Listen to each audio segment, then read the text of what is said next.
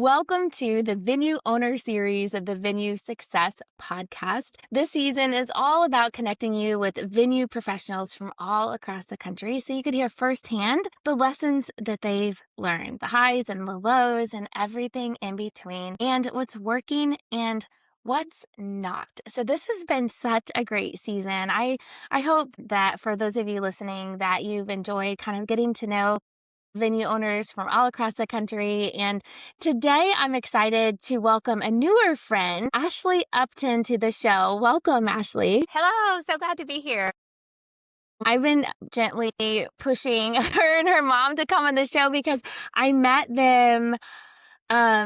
When did we meet? Was it in March? I think so. It was at the How to Rendezvous event that Justin with Nuptial put on. And one of the first venues that we went to was Ashley's venue. And there's something that you could feel. Not all venues have this, by the way. There's something that I felt coming into your venue that was really special, like warm and inviting. And you could just feel love in that space. And I don't think I've ever told you that. And I just felt it immediately. So I knew I was going to have you guys on the show eventually. So I'm really happy to have you here. But before we get into what we have for you today, you know what time it is. It's time for Crazy Stories with Ashley, because people have lost their minds. So take it away, Ashley. Okay, so we've only been open a year, so we don't have a ton of crazy stories, but the one that sticks out the most is during a wedding reception, the bride's family, they went ahead and started packing things up while the dancing was going on and cleaning the table. So our team, we took our cues from the family and we went ahead and started clearing our decor items and pulling those items that the family had borrowed from our decor stash. Well, the sister of the bride, who had a little bit too much to drink, comes out guns blazing. I mean, she is yelling at our team, telling us how we're pushing them out, how they feel so unwelcome, that in our contract, it states that they can be here till 11 p.m. Now, she did not sign this contract, so what was shared with her is fine, but, she didn't sign the contract, so our contract was not with her. But, I mean, she carries on for hours. She's out in the parking lot. She's at the dumpster. I mean, she is just screaming about how we're pushing them and we're kicking them out, and they get to be there till 11 p.m. And meanwhile, mom and the bride are just completely mortified. The bride starts crying and they're apologizing. It was just like hot mess express. But, luckily we were able to kind of pull it together. It was actually April 25th. So this is kind of like the millennial in me, but I asked the bride, I'm like, hey, have you ever watched Miss Congeniality? And she was like, yeah, of course I have. I was like, well, congratulations. You just got married on the perfect date. It's April 25th.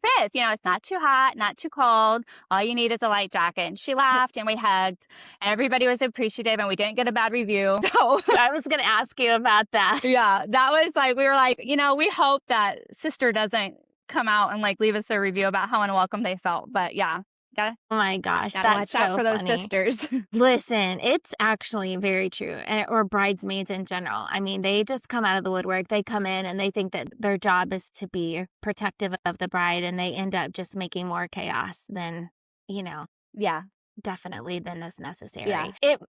Every time I hear things like these stories, I always have a little nugget of lesson. So I'm going to I'll give for the listeners a little nugget of things to be careful about, because what Ashley said is actually really important, and that you don't want people to feel that you're pushing them out of their rental time. And it's like when you're sitting at a nice dinner and you could tell that the waiter is trying to get you out of your table, for the next person reservation after you or whatever. And you could tell when they're pushing you fast. And I think the same can happen in a reception when, I'm not saying you guys did anything wrong, because I probably would have done the same thing. If they were cleaning up, you're thinking they probably want to have a quick exit or, get out of here and not have much to do or whatever the case may be. But we also learned this the hard way, where I had one of my banquet managers that, man, after the reception was done, he wanted to get out of there so fast. And he would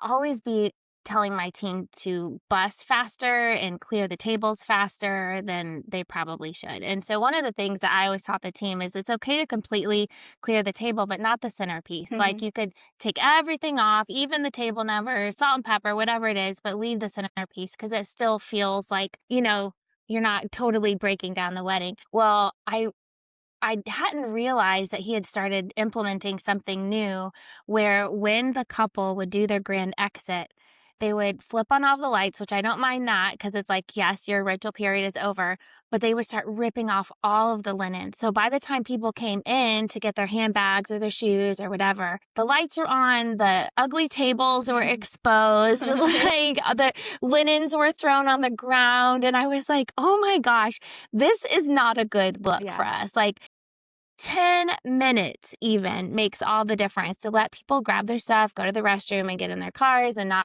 be like completely disassembling the reception. Anyway, but it just made me think of that when you were sharing that story, that it really is important that people don't feel like we're pushing them out before their rental time is done. So anyway, thank you for bringing that up. So, okay, so let me tell you guys a little bit about Ashley. I was actually with Ashley and her mom a week or so ago in St. Louis at a really great venue gathering, and just getting to know, especially your mom, a little bit more while we were there was just really precious. And they have a sweet family and an incredible story. But let me just read a bit of Ashley's bio so you could learn a little bit more about her. But Ashley Upton is the co-owner of Milk and Honey Farms, a family-owned wedding venue in Middle Tennessee that she helped build from the ground up alongside her family. And after years in real estate, she brought her passion for serving people into the wedding industry, creating a venue centered on faith, hospitality, and meaningful client experiences. And I could testify to this, that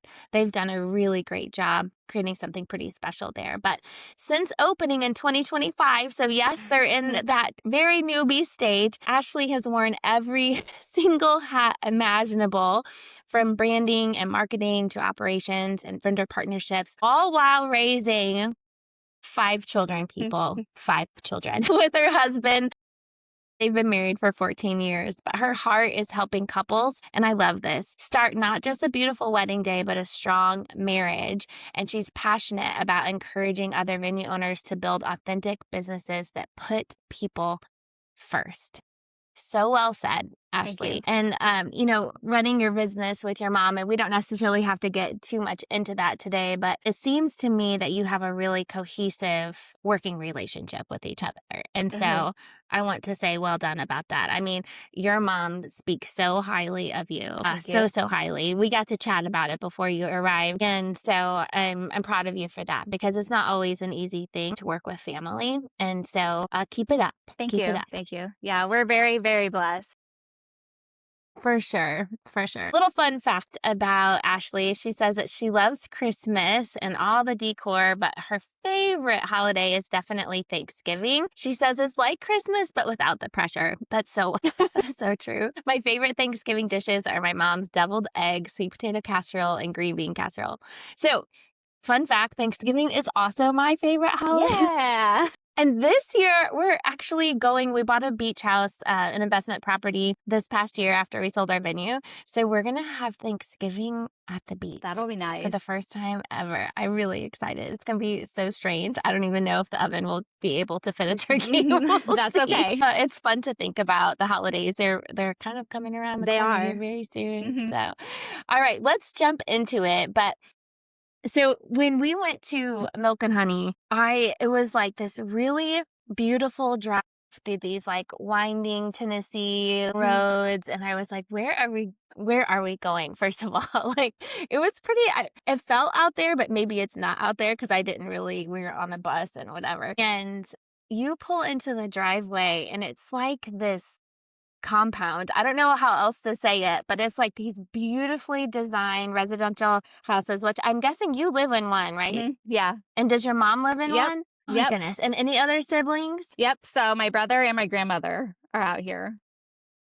Oh my gosh. Yeah. So literally like a compound. And then they have the venue tucked off to the side, and it's like surrounded by these beautiful trees, and it's so intentional. So yes, well done with all of that. But what inspired your family? Because I know you guys have been in real estate. Your mom and dad owned lots of rental properties. So why a venue? Where did that all begin? Okay. So kind of like what you had talked about back in 2019, like before COVID and before it was kind of like the trend, at least here in Tennessee, to have land and acreage and all that stuff. Our family, we had purchased this 32 acres and we ended up building our family homes out here. So it's mine, my mom's, my brother's, and my grandmother's. And it's really just become this really special little family community. Like my grandmother even managed to set her yard on fire during one of our venue tours, which you can directly see. But I guess maybe that's another crazy story time for another day. Just normal things that grandma does. But in 2023, our neighbors, they told us that they had received military orders to Alaska, and they were going to be selling the property that was next to ours. And we share a driveway with that, so we immediately were like, "Oh my gosh, who is going to end up living next door to us?" And my mom and my husband and I, we had been kind of like talking about things, and we kind of just like had this moment where we all kind of like looked at each other and we're like, "Well, like, what if we bought it?" Is that like out of the realm of possibility? But so about 18 years ago, my mom and I, we had read this book series. It's called The Bride Quartet by Nora Roberts. It's about these four best friends who each run like a different aspect of a wedding business together. And we remember reading those books together and kind of being like, oh my gosh, how much fun would that be? Never Mhm. imagining that I was basically kind of like planting a seed for what would actually kind of become part of our story. So when this property, it became available, it kind of felt like one of those opportunities that just like, it doesn't come around twice. And, a lot of prayer, lots of conversations. And we were just like, let's just do it. So, and, like you were kind of talking about our name, Milk and Honey Farms, it actually comes from when we found the land, just how incredibly blessed we felt to have this and to have this be part of our story. So we really wanted the name Milk and Honey Farms to be a reflection of like abundance and gratitude and thankfulness for God's blessings on our families. And like it even like goes back into our road name, even has a special meaning because we were able to name our road, and we named it Honey Trail. And it kind of came as a tribute to my dad. Mm. We lost him, it's going on 11 years this year, and him and my mom just kind of had that very special relationship and marriage where they never called each other by their first names. It was never Arthur and Barisa. It was always, they always called each other Honey. So, anytime anybody drives down Honey Trail, they're driving through like a piece of our family story and just like a piece that we try and like give back and honor my dad. And so like the venue, we built it because of love. My mom's dream was just to create a place where couples could begin a marriage that was, as lasting and as beautiful as the one that she shared with my dad. And that purpose really just became the foundation for everything that we've built here. So we finished construction in June of 2025 and hosted our very first wedding in July, just a few weeks later. So, Oh that my was fun. goodness. We started like high stress from the get-go. But it's such a compliment that you said that like you could feel the love because that was like our goal. We wanted people to be able to feel the love when they got here, and watching couples begin their own stories on land that just means so much to our family. It's just so incredibly rewarding because, Mm. weddings don't just happen here. It's a place that was built because of love, and now we get to watch other love stories begin here. So, Oh my goodness. mhm. I am so inspired hearing you say that because I could feel how authentic it is too. And, chatting with your mom a couple weeks ago, I mean, I cannot even imagine losing a loved one, but you can see even after all these years, she even got teary-eyed with me talking about him. And it's just, Mhm. it's beautiful. It's an incredible legacy. Yeah. For sure, and I know that he would be so proud of you guys. Yeah, he would. So, okay, that's my 3rd time almost I crying, know. and we've been recording for 15 minutes. Okay, so let's talk about, you are, I think, the second venue owner. Well, we had one on recently that they haven't opened yet. And I really wanted to have you guys on just being kind of on the newer side of things. I think there's so much that I know is fresh on your mind. Maybe mistakes that you made, things that if you could rewind time, you would do a little bit differently. Or maybe things you're like, no, we had great advice and this worked really well. But one of the things that I would love for you to talk to listeners about is, starting this venue. ground up. I know all of the things that go along with construction and the chaos of that, and things probably becoming way more expensive than you thought it was going to be. And when you hear that per square foot cost, and you're like, "Wh-" Yeah. so I know that you guys started marketing before the venue was done, Mhm. which, well done. But looking back, like, do you feel that you did a good job marketing the way that you did? Like the timing of which you started that marketing? What are some of the things that you learned marketing before you were even open? Because there's definitely some challenges with that. Yeah. So we were really fortunate in our coach, Kristen Bifford. She was like kindly pushing us, like, hey, you guys can't just build a beautiful building. You actually have to Yes. be building your business as you're building, So we knew Mm-hmm. we were kind of like, oh my gosh, we can't wait till the venue's done to start marketing, to start doing tours because people are booking weddings, 12 to 18 months in advance. So if we waited till we were done, we were going to be so far behind the curve with an empty calendar, and it was just like creating all these like, oh my gosh, this is not going to be good. So we went ahead and we started doing what we called hard hat tours, and we had these little hard hats made with Okay. our logo that Mm-hmm. we had a white one and a black one for our brides and our grooms, that we started doing before there was even concrete or sheetrock. We didn't even have like our Mm-hmm. full walls in, but we had, as we would make our selections, so we would pick out our flooring, our tile, our light fixtures, things like that, we would print out like our selections and we had renderings made. And so we were like, had like these little printouts that we would show our couples, and we would actually kind of joke like, I wonder how short our tours are going to be after construction's complete, because we don't have to be like, okay, here's a picture of our chandelier, here's a picture of our like we can actually just be like, here Yeah. here you go. So we had our printouts, and our couples really had to like kind of catch and envision the dream with us. And I think maybe a mistake that we made was waiting at that point to start our tours, because I was really scared, honestly, to start conducting tours because I was scared that people would immediately just be like turned off by all the dirt, the grime, the lack of walls. I mean, it's a construction Yeah. site, but we're trying to talk about a wedding, Mm-hmm. and I've grown up around construction, so I know, what to expect, what to Yeah. look at. But then I was also just really scared that I wouldn't have all the right answers, because Mm-hmm. at that point, we had thrown plenty of parties, we had planned our own personal weddings, but to own a venue, it just felt very scary and out Mm. of our realm of genius a little bit. So, Yeah. finally, like, taking that leap and starting the tours, you don't know what you don't know, and you Exactly. don't know how you're gonna answer these questions or because we had our contracts drawn up, we had everything that we needed to kinda set us up for success, to know our policies, our operating procedures, but it was just kind of like that hesitation of opening up our tour calendar that just kept giving me, like, pause. So we did, like, a few practice tours with friends and family, and we're Mm-hmm. like, "Hey, get on chat and print out some questions to, like, try and give us some curveballs, so we know." Mm-hmm. But, I'll never forget one of our very first tours that we did. Our confirmation email very clearly stated, like, you're booking a hard hat tour. This is an active construction site, so make sure you wear closed-toed shoes, things like that. And Yes. Yes. well, the bride, she shows up in 4-inch heels, and it was also raining. So that kind of adds a little extra layer of, okay, and I mean, at like one point, we were literally walking across plywood to get from the groom suite into like the main venue. I mean, looking back now, it's kind of funny, but it also just reminds me how much people were really willing to believe in our Mm-hmm. vision. We were fortunate enough, we booked our first wedding with just sheetrock on the walls, and Oh, amazing. by the time we had finished construction, we had over 20 weddings booked. So That's so great. had we not started, we would have been behind 20 weddings, Mm-hmm.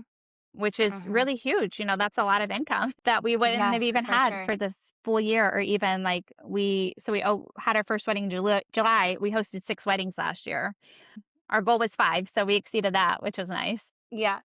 But yeah, but I mean, and it also, so it kind of taught us 2 different things. First, don't wait until everything's perfect to start marketing your business, or what's perfect like in your mind, because I feel like as venue owners, is everything ever perfect? Probably not. Never. Yeah. And Mm-hmm. then also secondly, that like people, they're not just buying a venue. they're buying our vision and experience Yes. that we Yeah. creative because, we weren't able to show off chandeliers and finished floors and a beautiful bridal suite and things like that. We were Mhm. having to kind of sell Mhm. our imagination and our vision. So we learned that if you can clearly communicate, where you're headed and genuinely believe in what you're creating, then that excitement just becomes contagious. So we're just really grateful and thankful for those couples who kind of like stuck in there. And it's also so rewarding when they come back now that it's finished and they're like, oh, it's so beautiful. It's so great. It's everything that we Yes. hoped it would Yes. be. And we're just like, thank you. Yeah. We love you. Thank you for Oh believing my in us. goodness. So Yeah. Did you have a big grand opening event for all the couples that had booked with you, or how did you open? no, we didn't because we were hoping to do that, but construction ended up taking so much more longer that we were just like Mm, backed up. We had like our first wedding, and then it's like we were still trying to get things kind of where we wanted them, which kind of yeah. goes against what I just Yeah. said. Like, don't wait till everything's perfect. But we did immediately start opening up our open houses for our couples that were booked Good. so that Mhm. they could come back and see. And then we also allowed them. They're like, we reached out to them. We're like, hey, we're done with construction now. If you guys want to come back, bring your Mm, family, bring whoever you want. We'd be more than welcome to walk yeah. you guys around Yeah. again. So, Yeah. I love that. That's awesome. So, what would be this might be just like completely random, but I know you're still figuring out what the sweet spot is for the amount of events that you would have on your property. Because, living there and having a business in your front yard mhm. literally is a pretty big deal. So, what would be the dream amount of weddings that you would want to have in a year? So I would say between 55 to 65, I feel like it's going to be our sweet spot. And even though the venue is almost like technically in my front yard, my house is the closest to the venue. I've tested it out a few times. Inside my house, I can't hear any of the DJ music or anything. Now, if I'm standing on my front porch, I can like dance along and hear the lyrics to the songs depending on the DJ. But it's nice because if I just like shut the door, shut the blinds, I can still like just disassociate from, Yeah. what's happening over there, which is kind of Yeah. important. In September, we had a baby, and we had a baby on Tuesday, and we had a wedding on Saturday My of that week. goodness. I wasn't there. I did pop in and say hi, but it was just a good opportunity to be like, okay, Ashley, you can take a break. The team's got it. It's Yes. under control. Yeah. So yeah, between like maybe 55 to 65 is probably our sweet spot. hmm So, That's a good number to manage, especially, you get beyond that and then you have to start thinking about increasing your staff hmm and your team, and then there's a cost associated with that. So there really is kind of like we realized that if we went over 100 and I think it was 120 weddings a year, that I was going to have to hire a new full-time employee. hmm Like when we hit 80 or 85, I hired, and then hired again at 120, and then I was like, if we get beyond that, it's too much. And so we we just opted to just keep increasing our prices so that we stayed in that happy zone, yeah, so we didn't have to have too many. But I think it's actually a really important conversation to have for venue owners, because a lot of the times we're thinking, oh, more is always better. And I don't believe that necessarily. I think that, sometimes we have mortgages. Obviously, many of us have mortgages that we have to make sure that we're hitting this benchmark, but there is a quality of life that I feel like is not talked about enough. I right. mean, I talk about it a lot, but I think building a business that you can truly love and you could protect that peace that you have there Yeah, at Milk and Honey is so important. And again, doing more isn't always better in my personal opinion. So, and it also doesn't immediately mean more money either, yeah. depending on your business structure, which may seem weird to say. We won't dig into that today, but I found that to be true in my business for sure. But one of the things that I'm curious about with you, like working alongside your mom, how do you guys divide your roles and responsibilities there at the venue? Because she was telling me that you do a lot with the bar, hmm and you guys have your alcohol permit, correct? Yes. So we won't get too much into that today, but high five for doing that. So smart. Very, very good. So, what is your specific role at the venue, and what does your mom do? Yeah. So, just touching on that briefly, when we were building, and I mean, kind of ties like back into what you're talking about like not booking so many dates, but we're still wanting to make the income. My husband came to us. He was like, listen, this is a huge opportunity for additional income essentially by doing the bar in house.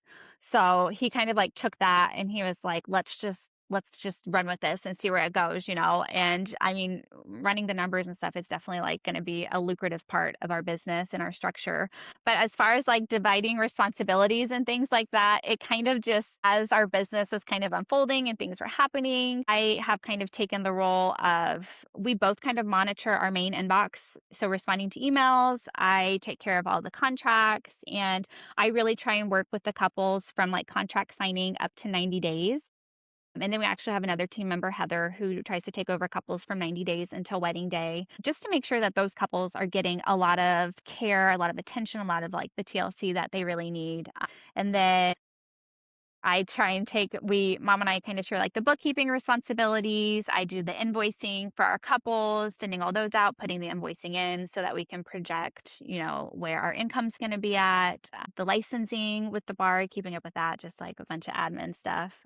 Mom has kind of taken over doing the majority of the chores. I do like to kind of get like sprinkled in there, but you know, she kind of told us, she's like, listen, you guys have families, you have kids and things like that. It's not really a big deal for me to be here at 5, 6, 7 at night, or to pop over on Saturdays or Sundays when we don't have weddings. But of course, you know, so she's kind of like taken over that. And we kind of call her like the fairy godmother of all of our couples. And like all of her, almost 100%, honestly, on her notes, I'll look at her tour notes and she'll say, sweet couple, cute couple, adorable couple, like on all of them. She loves them all, you know? It's like, it's very sweet, but Couple more years and she probably won't be doing that. Whenever I would hire new wedding planners or sales team members or whatever, I'm just like, okay, I hate to tell you this, but you're going to get a little jaded. At some point, humans are going to make you kind of like sick. When I'm not doing weddings, like hide in my house and be away from people. yeah. But it happens. You get jaded. I mean, within the first couple of years, you know, when you start having many, many more crazy stories, your mom might, maybe, I don't know, maybe she truly is a fairy godmother. Yeah, Maybe she'll always just she's see the good in she's people. getting there. Like, so we've had about 5 to 6 weddings canceled this year, and Whoa. yeah, that's been kind of hard. We're still at our we if we would have kept them, we would have been above our goal for this year, but it's okay. You know, things happen. But like Mm-hmm. as the excuses come in, I can see her being more like, mm-mm, no, Mm-mm. everything's Yeah, I non-refundable. don't They know believe that. that. And yeah. Well, no, especially like when you go check their Facebook and you know, it's still a picture of them, or you see them in Target and she still has the big ring on and things like, you know, it's just like, so she's getting Mm-hmm. there a Yeah. little bit. It's so funny. So we've kind of touched on this a little bit, but what do you hope that couples feel when they leave their wedding? They've had a full day with you guys, they've done all the things, and they're pulling out of your driveway. What do you want that lasting memory to be for them? So we just want our couples and their family members to feel like they were just genuinely cared for and loved on. We just hope that our couples remember how easy we made the process and how welcome their family and friends felt, and how kind of just like every detail reflected the importance of their day. Like one of my favorite things is when a bride comes back after her wedding, she's like, "Oh, I had no idea that that happened," or "Oh, I had no idea." We're like, "Exactly. That's exactly how we want it to be. Mhm. We don't want you to have to worry about Mhm. things like that, you know, because at the end of the day, there's beautiful venues. They're everywhere, Yep. but what people remember is how you made them feel. And as venue owners, we mostly don't want repeat clients when it comes to our brides and our grooms. So, you know, there's a little bit of a hole there for us. But we recently were fortunate enough to have a couple book where the groom's sister, she had just gotten married here this past spring. So it was just such a huge compliment, because even though at the end of the wedding, you know, when you're saying your goodbyes to the family, thanking each other for such a wonderful day, we were just beyond honored when they decided to return to celebrate another wedding in their immediate family. And it was just kind of like, we did it, you know, we did it. Mhm. That's what we hope for, that people just felt like the love and the appreciation when they're here. I love that. You know, weddings are the biggest marketing opportunity that you will ever have. I mean, you have this couple that's getting married and all of their friends are there and they're in that zone of that same age Hmm. and all of that. And that was one of the things that I would always teach to my banquet staff, my managers, like anyone that was working at a wedding. It's like, listen, this is free marketing for us. And you have no Yeah. idea. Even parents that are there, they might not even have their kids there, but they're friends of the bride or groom's parents and that they're there and they have kids that are, marriage age, or you just never know who's sitting around those No, tables at it's true. weddings. And so referrals became our number one way of getting business. I mean, this was after many years, but just because we realized the guest experience was so very important. It's why, we used to have these like super cheesy taglines at our venue. And I would get so annoyed. Like our copywriter for our website would write the stuff. I'm like, oh my gosh, I can't stand it. And one day I was like, I want our couples to feel like a guest at their own wedding. Like that's what's in my heart. And my husband was like, there it is, Tirzah. Like, feel like a guest at your own wedding. Yeah. And that's what became our tagline. And all my clients grab it now. So if you're listening, go ahead, grab it. It's fine. Um, but it's truly that phrase just came from my heart of like, so many people that get married, everyone's coming to them, asking them all the questions. And I would even say this at rehearsals where I would tell people, listen, I know you're going to have questions about timeline or flow or this or that. Come to me for all of those things. Come to my team, find someone in a uniform, ask them. Don't talk to the bride or groom about Yeah. it. If Yeah. a problem happens, don't tell them, like, come to me.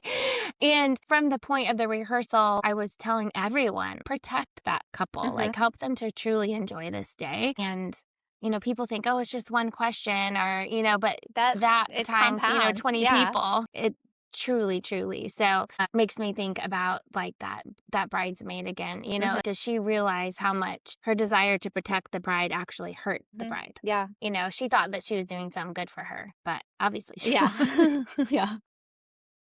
So when we were at the venue owner conference recently, obviously there was lots of conversation about all inclusive. And I think probably of the close to 40 venue owners that were there, when we were talking about like how many of you would want to transition to all inclusive, would you say about half of the room raised their hand? I don't know Absolutely. if you were there for that session. So I am obviously a huge fan of all inclusive. All of my venues have had that business model, but I know you and your mom are deeply considering that as well. Tell me why that is something that's really kind of stirring in your heart right now. Yeah. So when these couples are getting engaged, they're suddenly expected to become an event planner. Overnight, they're researching dozens of vendors they've never heard of, trying to compare pricing, reading reviews, and making some very significant financial decisions with very little experience. So here in Tennessee, and I think really probably throughout much of the South, it's not really uncommon for couples to be 21, 22, or 23 years old when they're getting married. So for many of them, it's not only the biggest event that they've ever planned, but it's also one of the biggest events that their parents have planned too. And Yeah. that's a lot of pressure to be putting on these people. It's already a big day, and now it's like, okay, we got to stay in this budget. We got to make sure we have people who Yeah. are aligning with our expectations. So we just really want to simplify that process for our couples. We feel like we're building really trusted partnership with vendors who align to our standards and who are consistent in delivering an exceptional experience. Over the past year, we've had the opportunity to work with some great vendors, and we've also learned that not every vendor kind of provides the same level of professionalism or service, or couples when they're Yeah. looking at their Yeah. budget, they're like, "Oh, we don't need a full service caterer. They can just drop and go." And it's like, no, that's really somewhere you don't wanna skip. Or they're like, "Oh, we don't really need a DJ." We're like, "But you do," you know? So we've just kind of learned, like, what that looks like and in regards to good communication and reliability from these vendors, and we wanna be able to kind of, like, pass that on to our couples. So instead of every Mhm. couple having to start from scratch and just kinda, like, hope that they got the good reviews, or that even though that they're at the Mhm. top of the Zola page or whatever, we want them to be able to use what we've learned to their advantage so that our vendor partners are people that we've seen in action, who we trust to show up, communicate well. They're going to deliver a great Mm. experience. And that really just, I feel like, would give couples kind of a peace of mind to give them less time stressing over logistics and more time to enjoy their engagement, because Mhm. why should every couple essentially have to reinvent the wheel when we've already spent Exactly. hundreds of hours learning, Yeah. which vendors can consistently create an exceptional experience? So that's something that we're really Mhm. looking forward to partnering with and helping our clients out. Mhm. There's something that you said, Ashley, that's really important. So, for listeners, if you are considering this and you've already been in operation for a while, I'm sure that you're just like nodding in agreement, knowing that not all vendors are created equal for sure. When venue owners come to me and they're newer in the process, and I've worked with several venues that, haven't even opened yet, and it's like, should we start being all inclusive from the very beginning? And almost across the board, with one caveat that if you've been in the wedding industry previously or you've owned other venues that have this model, like if you are coming fresh, like you guys and the majority of others coming into this industry, not knowing much about it, not knowing the vendors, not knowing your Mhm. wedding industry and your market, I always tell people to wait a couple years. So it's really smart that you did that, just because you're learning who you want to work with. So how in the world would you build a package with a caterer, DJ, florist, officiant, photographer, all these people, if you're just it's a hope and a prayer Uh-huh. that they are going to be a good partner? And so I think that that's really, really important. This episode isn't all about all inclusive, although I always want it to Mhm. be. But I think that that is a good lesson here for anyone that is really considering that, is that this is your time to really curate a team that aligns with your Uh-huh. values, and for you guys, I know your heart and your mission and the priorities that you have. And so that's going to definitely affect who you Mhm. choose to Yeah. welcome into your family. We didn't call it our preferred vendor list or any of that. We called it Friends of the Homestead, because they were all genuinely people that I would go hang out with Yeah. or have a drink with Yeah. or invite to my house for a barbecue. Like, they were people that I genuinely trusted. Yeah. And I think that that is probably the core in a partnership like that, is, Mhm. can we trust each other to help each other succeed, right? So I'm excited to see how that unfolds for Yeah. you. And I know that it's going to be a really great added value for your couples there for sure. But any little last snippets that you would like to end with today? Any words of wisdom for our listeners? I don't know if I necessarily have words of wisdom, but I just would really like to thank you for having us on and for giving us this opportunity to chit chat. Anytime we've come into contact with you, we always feel so encouraged, so like loved on and appreciated. So I just want to thank you for being you and for having us on. Oh, you're so sweet. Thank you for saying Yeah. that. All right, number 4, little tear in the eye. Well, my friends, listeners, remember this, that every tour, every couple, every challenge you face is another opportunity to build the venue you've always dreamed of. I want you to know that I see you, I believe in you, I'm cheering you on, and with hard work and tenacity, the best is yet to come. And I mean that with all of my heart. It really is. So we'll see you again very soon on the Venue Success Podcast.